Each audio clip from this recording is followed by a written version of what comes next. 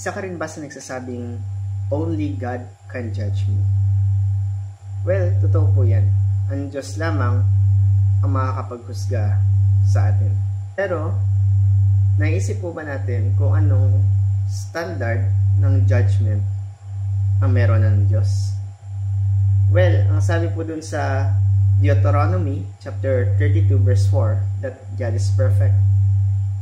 At sabi din po dun sa Matthew chapter 5 verse 48 that God is perfect.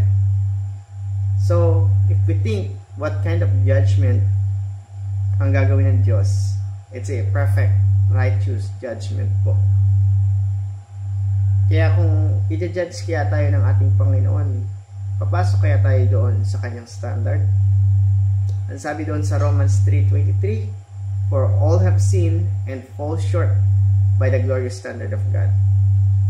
Ibig sabihin, yung standard natin ay kaiba sa standard ng Diyos. Akala natin ganito mag-isip ang Diyos. Akala natin ito ang Diyos. But, no. Kaya kung i-judge tayo ng Diyos, it is a perfect, righteous judgment. At hindi po tayo makakapasa doon.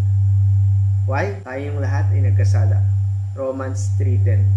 Walang matuwid, wala kahit isa. Pero alam nyo, sa biyaya ng Panginoon, sa biyaya ng Diyos, ay hindi mo na kailangan mahusgahan. Dahil ipinadala niya ang kanyang bugtong na anak, na kung sino mang sumampalataya sa kanya, ay hindi mapahamak, bagkus magkaroon ng buhay ng walang.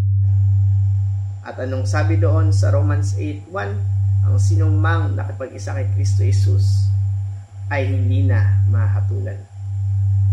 Kaya, alam nyo, huwag mo nang sabihin, only God can judge me. Dahil, tinanggal niya na yun. Pinagkaloob niya ang kanyang bugtong na anak, nang sa gayon, hindi na tayo mahusgahan. At magkaroon tayo ng buhay na walang hanggan sa kanyang pangalan. Follow for more. God bless.